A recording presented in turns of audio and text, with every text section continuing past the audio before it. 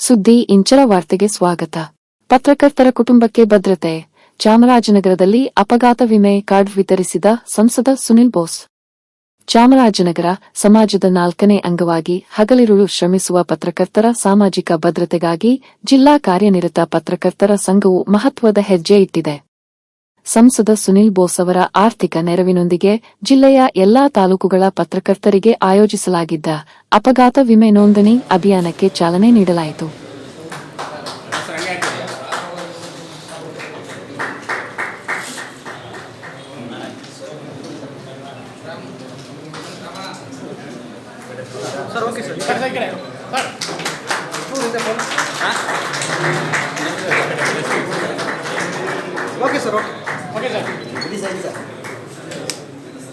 ಈ ದಿವಸ ನಮ್ಮ ಚಾಮರಾಜನಗರ ಜಿಲ್ಲೆಯ ಪತ್ರಕರ್ತರ ವಿನೂತನ ಕಾರ್ಯಕ್ರಮಕ್ಕೆ ಬಯಸ್ತೇನೆ. ಏಕೆಂದರೆ ಒಂದು ವಿಮೆ ಮಾಡುವಂಥ ಒಂದು ಕಾರ್ಯಕ್ರಮ ಎಲ್ಲೂ ಮಾಡಿರಲಿಲ್ಲ. ಇದು ಮಾಡಿ ಯಾಕೆಂದರೆ ಯಾರಿಗೂ ಏನೂ ಆಗಬಾರ್ದು ಅನ್ನೋದೇ ನಮ್ಮ ಬಯಕೆ. ಅಕಸ್ಮಾತ್ ಅಚಾನಕ್ ಆದರೆ ಮುಂದೆ ಏನು ಜೀವನಕ್ಕೆ ಅಂತ ಪಾಪ ಇವನ್ನ ಹೇಳ್ತಾಯಿದ್ರು. ಬದನಗುಪ್ಪೆ ಹತ್ರ ಆಕ್ಸಿಡೆಂಟ್ 1 ವರ್ಷದಿಂದ ಬೆಡ್ ರೆಸ್ಟಲ್ಲಿದ್ದಾರೆ. ತುಂಬ ಖರ್ಚಾಯಿತು, ಯಾರೂ ಸಹಾಯಕ್ಕೆ ಬರಲಿಲ್ಲ ಅಂತ ವಿಮೆ ಮಾಡಿಸ್ತಿರ್ತು. ನಿಜವಾಗ್ಲೂ ನನಗಂತೂ ವ್ಯಕ್ತಿಗಾಗಿ ಭಾಳ ಖುಷಿ ಇದೆ. ಅಂದರೆ ಇದೊಂದು ಕಾರ್ಯಕ್ರಮದ ಅಧ್ಯಕ್ಷತೆಯನ್ನು ವಹಿಸಿರುವಂಥ ಅಂದರೆ ಅವ್ರಿಗೂ ಈ ಸಮಾಜದಲ್ಲಿ ಒಂದು ಜವಾಬ್ದಾರಿ ಇದೆ. ಏನು ನಾವು ಮುಂಚೆ ಸಂವಿಧಾನದಲ್ಲಿ 3 ಅಂಗಗಳು ಅಂತ ಹೇಳ್ತಾ ಇದ್ವಿ, ಪತ್ರಕರ್ತರು ಈಗ 4ನೇ ಅಂಗವಾಗಿ ಈ ನಮ್ಮ ಸಮಾಜದಲ್ಲಿ ಕೆಲಸ ಮಾಡ್ತಿರೋಂಥದ್ದು. ಏನು ದಿನನಿತ್ಯ ಇಡೀ ಪ್ರಪಂಚದಲ್ಲಿ, ಇಡೀ ರಾಜ್ಯದಲ್ಲಿ, ಇಡೀ ದೇಶದಲ್ಲಿ ಏನು ಘಟನೆಗಳು ನಡೀತದೆ ಅಂತೇಳಿ ಜನಗಳಿಗೆ ತಿಳಿಸುವಂಥ ಭಾಳ ಜವಾಬ್ದಾರಿಯುತ ಕೆಲಸ ಅದು. ಆದರೆ ತಮ್ಮಲ್ಲಿ ಒಂದು ಮನವಿಯನ್ನು ಮಾಡ್ತೇನೆ. ಯಾಕೆಂದರೆ ಯಾವುದು ಸಮಾಜಕ್ಕೆ ತುಂಬ ಪ್ರಮುಖವಾದ ಅಂಥ ಸುದ್ದಿಗಳನ್ನ ಮಾಡಿ. ನಾವು ಟಿ ವಿಗಳು ನೋಡ್ತೀವಿ, ಸಮಾಜಕ್ಕೆ ಏನು ಬೇಕು, ನಮ್ಮ ಜನಗಳಿಗೆ ಏನು ಬೇಕು, ಏನು ನಡೀತಾ ಇದೆ ನಮ್ಮ ದೇಶದಲ್ಲಿ, ಏನು ವಿದೇಶದ ನೀತಿಗಳೇನಾಗ್ತಿದೆ, ಪಾಲಿಸಿ ಏನು ಮಾಡ್ತಿದ್ದಾರೆ, ಅಂಥ ವಿಷಯಗಳನ್ನ ಮುಟ್ಟುವಂಥ ಕೆಲಸವನ್ನು ನಾವು ಮಾಡಬೇಕಾಗಿದೆ. ಅಲ್ಲೇನೋ ಯಾರನ್ನೋ ಬಿಟ್ಟರು, ಯಾರನ್ನೋ ಕಟ್ಕೊಂಡ್ರು, ಅದನ್ನೇ 1 ಅವರ್ ಪ್ರೋಗ್ರಾಮ್ ಮಾಡಿದ್ರೆ ಬೇಜಾರು. ನಾನು ಹೇಳೋಂಥದ್ದು ಮನಸ್ಸಿಗೆ ನಮಗೂ ನೋವಾಗುತ್ತೆ. ಅದು ಅವ್ರ ವೈಯಕ್ತಿಕ ವಿಷಯ. ನಮ್ಮ ಕೆಲಸಗಳೇನು ಜನಕ್ಕೆ ಉಪಯುಕ್ತವಾದ ಒಂದು ಮೆಸೇಜನ್ನು ಕೊಡಬೇಕು ಅನ್ನೋದು ನಮ್ಮ ಉದ್ದೇಶ. ಅವ್ರ ಪರ್ಸ್ನಲಾಗಿ ಅವ್ರ ಲೈಫಲ್ಲಿ ಏನು ಮಾಡಿದ್ರು ಅದು ಯಾವುದೋ ಒಂದು ಯೂಟ್ಯೂಬರ್ಸ್ ಬಂದ್ಬಿಟ್ಟಿದೆ. ಈಗ ಆ ಯೂಟ್ಯೂಬರ್ ತೆಗೀರಿ, ಅವ್ರು ಅಲ್ಲಿ ಹೋದಂತೆ ಇಲ್ಲಿ ಬಂದಂತೆ ಅದೇ ಮಕ್ಕಳುಗಳು ಜಾಸ್ತಿ ಈಗ ಸೋಷಿಯಲ್ ಮೀಡಿಯಾನ ನೋಡ್ತಾರೆ. ಅವ್ರ ಮೇಲೆ ಭಾಳ ಇಂಪ್ಯಾಕ್ಟ್ ಆಗುತ್ತೆ ಆ ಕೆಲಸಗಳ ನೀವುಗಳು. ನಾನು ಎಷ್ಟೋ ಪತ್ರಕರ್ತರ ನನ್ನ ಮಿತ್ರ ಇದ್ದಾರೆ ಬೆಂಗಳೂರಲ್ಲಿ. ನಾನು ಹೇಳ್ತೀನಿ ಏನಿದೆ, ಯಾಕಂದರೆ ಜನ ಎಲ್ಲ ಸುತ್ತಾಡಿ ನೈಟ್ ಬಂದು 9 ಗಂಟೆ ನ್ಯೂಸು, ಬೆಳಗ್ಗೆ ಎದ್ದ ತಕ್ಷಣ ಪೇಪರ್ ಓದುವಂಥದ್ದು. ಅವ್ರು ನಿಜವಾಗ್ಲೂ ಅವರು ಅದು ನಿಜ ಅಂತ ತಿಳ್ಕೊತಾರೆ. ಅವರು ನೀವೇನು ತೋರಿಸ್ತೀರಾ ಇಷ್ಟ ಟ್ರೂ. 9 ಗಂಟೆಗೆ ಬಂದು ಅವ್ರು ನ್ಯೂಸ್ ಹಾಕಿ ಊಟ ಮಾಡ್ತಾರೆ, ನ್ಯೂಸ್ ಹಾಕ್ತಾರೆ.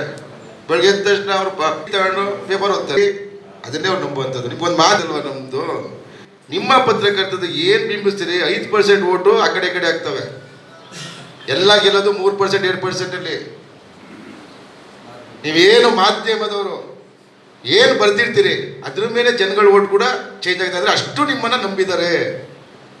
ಸಮಾಜದ ವ್ಯಕ್ತಿಗಳು, ಇಲ್ಲಿ ಜೀವಿಸುವಂಥವ್ರು ತಮ್ಮನ್ನು ಅಷ್ಟು ನಂಬಿದ್ದಾರೆ ಅಂದರೆ ಅಂದಮೇಲೆ ನಿಮ್ಮ ಕರ್ತವ್ಯ ಏನು, ನಿಮ್ಮ ಜವಾಬ್ದಾರಿ ಏನು, ಅವ್ರಿಗೆ ನೈಜವಾದ ಸುದ್ದಿ ಕೊಡಿ. ಅದೇ ಅವ್ರ ಪ್ರಮುಖವಾದದ್ದು ಬೇಕಾದದ್ದು ಅಂಥ ಸುದ್ದಿಗಳನ್ನ ಕೊಡಿ.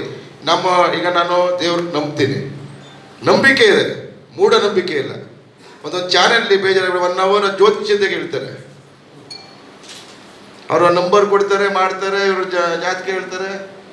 ಅದರಿಂದ ಏನು ಉಪಯೋಗ ಹೇಳಿ? ಎಷ್ಟೊಂದು ಜ್ಯೋತಿಷ್ಯ ತೆಗ್ದಿದ್ದಾರೆ, ಅವ್ರಿಗೆ ಬೇಕು ಅಂದ್ರೆ ವ್ಯಕ್ತಿಗಾಗಿ ಹೋಗ್ತಾರೆ. ಆದ್ದರಿಂದ ಅದಕ್ಕೆ ನಾನು ಹೇಳಿದ್ದು, ನೀವು 4ನೇ ಅಂಗವಾಗಿ ನೀವು ಇಲ್ಲಿ ಕೆಲಸ ಮಾಡ್ತಿರೋಂಥದ್ದು. ನಿಮಗೆ ನಮ್ಮ ಥರ ಹೆಂಗೆ ಜವಾಬ್ದಾರಿ ಇದೆ, ನಮಗೂ ತುಂಬ ಜವಾಬ್ದಾರಿ ಇದೆ. ಎಷ್ಟೊಂದು ಕಡೆ ನಾನು ಹೇಳ್ತೀನಿ, ಬೇಸರವಾಗಿ ಹೇಳ್ತೀನಿ, ಮೀಡಿಯಾದವರು ಯಾವತ್ತೂ ಮಾರಾಟವಾಗಬಾರ್ದು. They should be paid. ಹಂಗಾಗ್ಬಿಟ್ಟು ನೀವು ನೈಜವಾಗಿ ತೋರಿಸೋದಿಲ್ಲ ಏನು ನಮಗೆ. ಅಂಥ ಜವಾಬ್ದಾರಿಯಿಂದ ಕೆಲಸ ಮಾಡಬೇಕು ಅಂತ ಹೇಳ್ತಾ ಇರೋದಂದರೆ ನಾನು ಎಲ್ಲರೂ ಮಾಡ್ತಾರೆ ಅಂತ ಹೇಳ್ತೇನೆ. Because I know what's happening. ಯಾಕಂದ್ರೆ ನಾನು ಬೆಂಗಳೂರು ಸಿಟಿಲೇ ಬೆಳೆದಂಥವನು, ಅದರಿಂದ ಗೊತ್ತಿರೋದ್ರಿಂದ, ಹಲವಾರು ಸ್ನೇಹಿತರಿರೋದ್ರಿಂದ ಯಾವ ರೀತಿ ವರ್ಕ್ ಆಗುತ್ತೆ, ಯಾವ ರೀತಿ ಫಂಕ್ಷನ್ ಆಗುತ್ತೆ ಅಂತ ಗೊತ್ತಿರೋದ್ರಿಂದ ಹೇಳ್ತೇನೆ. ಆಮೇಲೆ ನೀವು ಅದನ್ನೇ ನೆಗೆಟಿವ್ ಆಗಿ ಮಾತಾಡೋದು ಪತ್ರಕರ್ತ ಮೇಲೆ ಅಂತ ಅದನ್ನ ಬೇರೆ ಬರೆದುಬಿಟ್ಟಿದ್ರೆ ಅದು ಕೂಡ ನಾವು ಹೆಂಗೆ ಹೇಳ್ತೀವಿ ಜಾತ್ಯತೀತವಾಗಿ ಹೆಂಗೆ ಕೆಲಸ ಮಾಡ್ತೀವಿ, ಅದೇ ರೀತಿ ನೀವು ಕೂಡ ಜಾತ್ಯತೀತವಾಗಿ ಒಂದು ವ್ಯಕ್ತಿ ಪೂಜೆ ಮಾಡಿದ್ದೇನೆ, ವ್ಯಕ್ತಿ ಈಗ ನಾನೇ ತಪ್ಪು ಮಾಡಿದ್ರೆ ತಪ್ಪು ಅಂತ ತೋರಿಸಿ ಎಚ್ಚರಿಕೆ ಕೊಟ್ಟು ಸರಿ ಇರೋರಿಗೆ ಸರಿ ಅಂತ ಹೊಗಳಿದಾಗ ನಮಗೂ ಕೆಲಸ ಮಾಡೋಕ್ಕೆ ಹುಮ್ಮಸ್ ಬರುತ್ತೆ. ನಾವು ತಪ್ಪಿದ್ರೆ ತಿದ್ಕೊಂಡು ಮುಂದೆ ಹೋಗ್ತೀವಿ. ನಾವು ಮಾಡೋ ಕೆಲಸಕ್ಕೆ ಮೆಚ್ಚುಗೆ ಕೊಟ್ಟರೆ ಇನ್ನೂ ಒಂದು ಒಳ್ಳೆ ಕೆಲಸ ಮಾಡೋಕ್ಕೆ ಅದು ಪ್ರೇರಣೆ ಆಗುತ್ತೆ. ಅಷ್ಟೇ ನಾನು ಹೇಳುವಂಥದ್ದು. ಅದರಿಂದ ತಾವುಗಳು ದಯವಿಟ್ಟು ನಾನು ಹೇಳಿದ್ನ ಒಂದು ಸ್ನೇಹಿತನಾಗಿ ಹೇಳ್ತಾ ಇದ್ದೀನಿ, ಅದು ಮಾಡಿ. ಹಾಗೆಯೇ ಇವ್ರು ಹೇಳಿದ್ರು ನಿಮ್ಮ ವೈಯಕ್ತಿಕವಾಗಿ ಸಹಾಯ ಮಾಡಿ ಅಂತ ಈ ವರ್ಷ ಮಾಡಿದ್ದೀನಿ. ಅವರಂದರು ನೀವು MP ಆಗಿರ್ಕೊಂಡು ಮಾಡ್ಬೇಕು ಸರ್ ಅಂತ. MP ಜನ ತೀರ್ಮಾನ ಕೊಡ್ತಾರೆ 5 ವರ್ಷ ಆದಮೇಲೆ, ಅದಿಲ್ಲ ಅಂದರೂ ಮಾಡಿಕೊಡ್ತೀನಿ ನಿಮಗೆ. ಟೈಮಲ್ಲಿ ಜನಗಳು ಅವ್ರ ತೀರ್ಪಿಗೆ ಸಂವಿಧಾನ ನಾವು ತಲೆ ಬಾಗಲೇಬೇಕು. ಜನತೆಯವರಿಗೆ ನಮ್ಮ ತಂದೆಯವರು ಸೋತಿದ್ದಾರೆ, ಸಿದ್ದರಾಮಯ್ಯ ಸಾಹೇಬರು ಸೋತಿದ್ದಾರೆ, ಯಡಿಯೂರಪ್ಪ ಅವರು ಸೋತಿದ್ದಾರೆ, ದೇವೇಗೌಡ. ಅಂದರೆ ಜನಗಳ ತೀರ್ಪನ್ನ ಗೌರವಿಸುವಂಥದ್ದು ಮನೋಭಾವನೆ ಇರಬೇಕು. ಅದಿಲ್ಲ ಅಂದ್ರೂ ಮುಂದೆ ಇಲ್ಲ ಅಂದ್ರೂ ಮಾಡಿಕೊಡ್ತೀನಿ, ತಲೆ ಕೆಡಿಸ್ಕೊಬಿಡಿ. ಎಲ್ಲ ಇದೊಂದು ನಿಜವಲ್ಲೂ ಒಂದು ಖುಷಿಯಾದಂಥ ವಿಷಯ. ಇದೊಂದು ಮಾಡಿಸಿದ್ದು, ವಿಮೆ ಮಾಡಿಸಿದ್ದು ಭಾಳ ಖುಷಿಯಾದ ವಿಷಯ. ಹಾಗೆ ಇನ್ನೂ ಒಂದು ಇಟ್ಟಿದ್ದೀರಿ ಪತ್ರಕರ್ತಿಗೆ ನಿವೇಶನ ಕೊಡುವಂಥದ್ದು. ನಿಜವಾಗ್ಲೂ ನಾನು ಸೀರಿಯಸ್ಸಾಗಿ ಟ್ರೈ ಮಾಡ್ತೀನಿ. DC ಅವ್ರು ಕರೆದು ಈಗ ಬರ್ತಾರೆ, ಜನಸಂಪರ್ಕ ಸಭೆ ಇದೆ, ಅಲ್ಲೇ ಚರ್ಚೆ ಮಾಡಿ ಜಾಗ ಇದೆ ಐಡೆಂಟಿಫೈ ಮಾಡಿ ಕೊಡಿ ಅವ್ರಿಗೆ ಅಂತೇಳಿ ಮನವಿನೂ ಮಾಡ್ತೀನಿ. ಆ ಪ್ರಯತ್ನವಂತೂ ಪ್ರಾಮಾಣಿಕವಾಗಿ ಮಾಡ್ತೀನಿ ಅಂತ ಹೇಳ್ತಾ ನಾನು ಕರೆದಿದ್ದಕ್ಕೆ ತಮ್ಮೆಲ್ಲರೂ ಧನ್ಯವಾದ ತಿಳಿಸ್ತಾ ನನ್ನ ಮಾತು ಮುಗಿಸಿ ನಮಸ್ಕಾರ. ಕೆಲಸ ಮಾಡಿ ಸಮಾಜಕ್ಕೆ ನೈಜ